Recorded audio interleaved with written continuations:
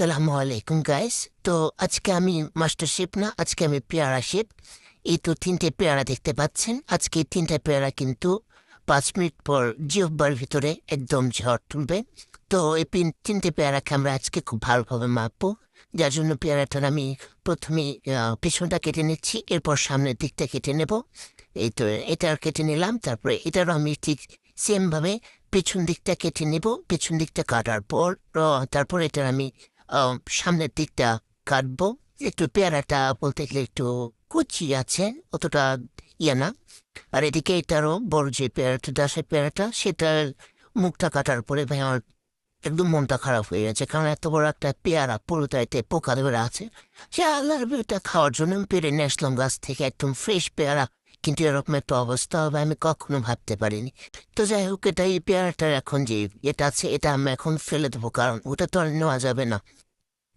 তো এই জন্য এটাকে আমি ফেলে দেওয়ার পরে এই যে বাকি 2টা পেয়ারা আছে, বাকি 2টা পেয়ারাকে আমি সেমভাবে আমি কেটে নিচ্ছি। এরকমভাবে আমি কেটে নিচ্ছি। আমার চাকুটাতে একটু ধার নাই, যার কারণে এটাতে মানে একটু জোরে করে ইয়ে করা লাগতেছে। এটা দেখিয়ে দিলাম আপনাদের, ভিতরে কোনো পোকা টোকা নেই।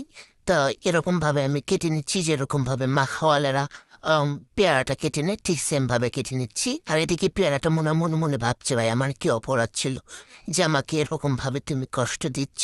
কিন্তু ভাই তোমার কোনো অপরাধ ছিল না, আমার খুব খেতে মন চাচ্ছে যে কারণে আমি তোমাকে কাটলাম।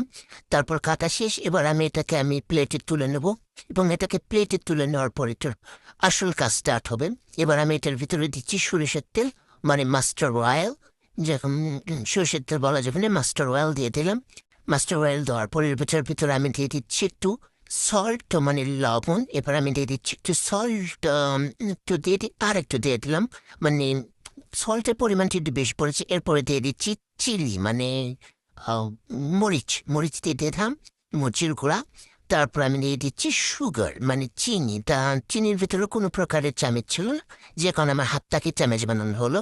তারপরে এটাকে এমন ভাবে মাখতে হবে যেরকম পরীক্ষার একদিন আগে বই পড়ে মুখস্থ করতে হয়, যে পরীক্ষার ভিতরে খুব ভালো ফলাফল করবো, ঠিক সেই রকম ভাবে চটকায় চটকায় এটাকে মেখে নিতে হবে। এদিকে আমি মাখতেছি। এদিকে তো চিনি দেখা যাচ্ছে, মাখতেছি।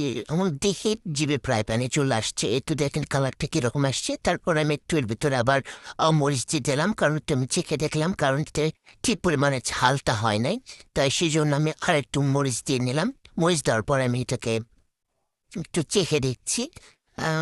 চেখে দেখে বললাম ভালোই লাগছে। তারপর মনে হচ্ছে একটু মিষ্টিটা কম হয়েছে, যার কারণে আমি আবার চিনি দিয়ে নিলাম, কারণ চিনি